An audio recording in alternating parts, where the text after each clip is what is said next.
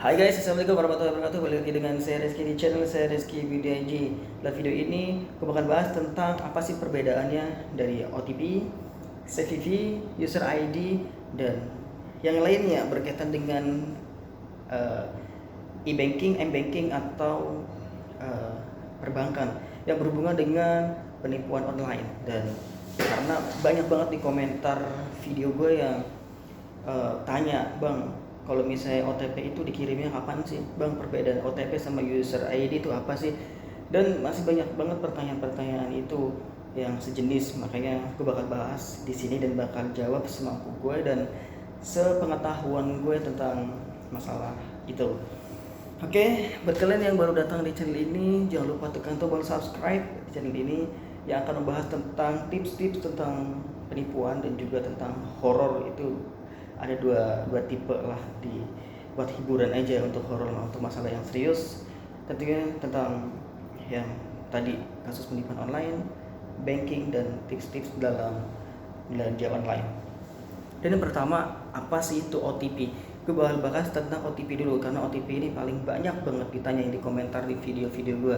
OTP itu artinya one time password. One time password ini artinya password sementara, gunanya untuk memastikan bahwa Anda itu pemegang dari rekening itu, atau saat itu Anda sedang ingin bertransaksi dengan rekening Anda gitu. Jadi password sementara yang digunakan oleh bank. Misalnya gini, kamu mau pakai kartu kredit kamu untuk berbelanja. Ketika udah masukin tuh nomor kartu, masa berlaku kartu sama yang lain sebagainya di dalamnya, nah, nanti kamu akan diminta OTP.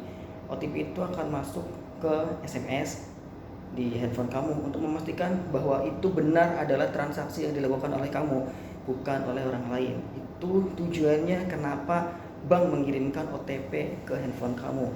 Jadi itu bahasa gampangnya itu password sementara, itu namanya OTP atau one time password. Terus apalagi ya mengenai OTP ini, kalau misalnya kalian itu tahu kegunaan OTP, kalian pasti bakal ngerti dan harusnya kalian bisa terhindar dari penipuan ketika ada OTP ini masuk. Terus ada telepon yang mengatasnamakan bank dan minta kode, jangan pernah dikasih karena bank gak bakalan minta OTP dari kamu. PIN pun bank gak bakalan minta. Terus apa sih perbedaan OTP dengan PIN? Kita akan lanjutkan di PIN. PIN itu biasanya berhubungan sama kalau misalnya kita mau bertransaksi tapi sebelum memasukkan OTP, biasanya kalian suruh memasukkan PIN dulu. PIN itu biasanya ada 6 angka dan itu biasanya dilakukan pas di ATM, tapi gak menutup kemungkinan juga PIN diminta pas transaksi internet atau m-banking. Biasanya PIN itu ada 6 angka. Kalau OTP biasanya ada 4 ya kalau nggak salah. Ya kalau nggak salah ada 4 nomor atau juga ada 6 nomor tergantung banknya. Ya, ini perbedaan dari PIN dan OTP. Kalau PIN itu kayak otentik gitu. PIN kita itu punya kayak password kita yang gak ganti-ganti. Tapi kalau OTP itu ganti-ganti setiap mau transaksi, untuk memastikan transaksi. Kalau OTP, kalau PIN itu memastikan kamu punya user nih, kamu punya bank dan itu pemilik untuk masuk itu PIN biasanya ada di awal. Kalau OTP itu untuk memastikan transaksi itu benar-benar kamu yang melakukan. Itu kenapa harus ribet itu, karena ya kita tahu sendiri penipu banyak banget ya untuk mengelabui kita. Jadi kalau kita tahu minimal 2 ini aja, PIN, OTP, harusnya kita udah terhindar dari penipuan-penipuan online. Yang selanjutnya user ID. Apa sih user ID itu, bang? User ID itu biasanya dikombinasiin sama password. Password ini berbeda dengan PIN. Kalau password ini biasanya berisi angka, karakter, numerik, juga banyak kombinasi simbol-simbol. Ini biasanya password digunakan saat akan masuk ke internet banking di jendela awal.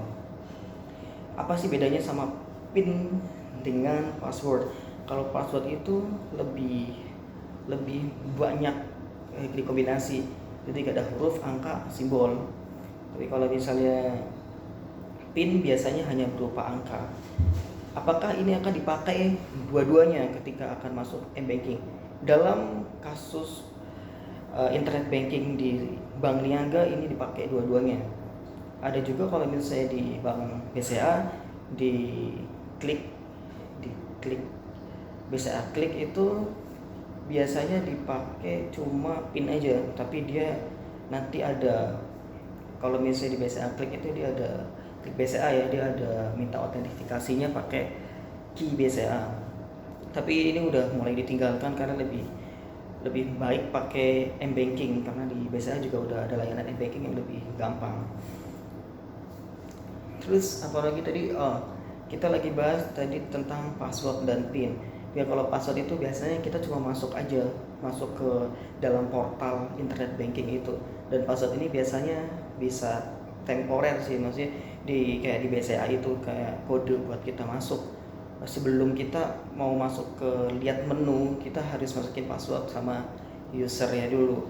Nanti kita masuk, nah di situ setelah password itu masuk, biasanya kalau misalnya kita mau cek saldo atau kita mau transfer itu berhubungan sama PIN dan OTP.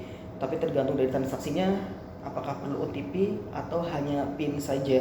Karena OTP biasanya digunakan untuk transaksi yang lumayan gede, atau dari jenis transaksinya. Biasanya kalau OTP itu dari kartu kredit, atau kita misalnya mau transfer di beberapa bank.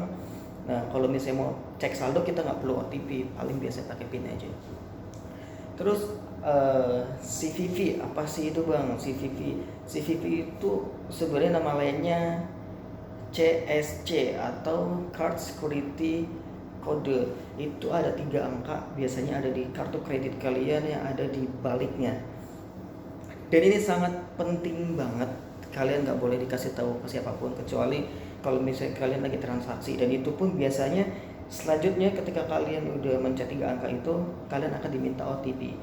Jadi untuk sekarang sih kayaknya harus ada OTP, PIN itu harus menjadi satu. Mulai transaksi 1 Juli kalau nggak salah, transaksi tanpa PIN nggak bakalan bisa, jadi bakal ditolak. Jadi aman-aman aja sih buat kalian yang mungkin datanya udah pernah bocor ke penipu, tapi mereka nggak punya akses untuk ke OTP kalian, atau mereka nggak tahu password kalian, mereka juga nggak bakalan bisa membobol kalian. Ketika kalian udah tahu perbedaannya dari password, PIN, user ID, dan CVV sama masa berlaku kartu, kalian pelajari baik-baik, kalian nggak bakalan kena tipu online. Karena biasanya modus-modus mereka itu mencari celah dari ketidaktahuan kalian tentang OTP, tentang CVV, tentang user ID, tentang password, dan segala macamnya ini kalian harus tahu. Buat kalian yang bermain atau punya internet banking dan sering belanja online kan harus tahu ini, karena sekarang banyak banget tentang penipuan-penipuan di belanja online ya, dan itu udah masuk kayak platform belanja online seperti Bukalapak, Tokopedia, Shopee, bahkan semuanya udah masuk penipu-penipu itu untuk menipu kalian semua dengan cara dia menjual barang murah di bawah standar pasar. Terus gimana mereka bisa menipu? Mereka bisa menipu kalian tuh gimana? Padahal kan sebelum kalian konfirmasi itu duitnya gak bakalan dikirim ke penipu itu.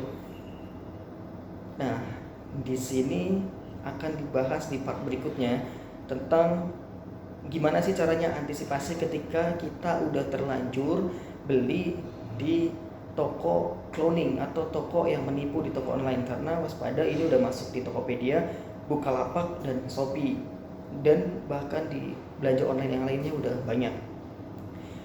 Bisa aja mereka ambil dana itu dari kalian.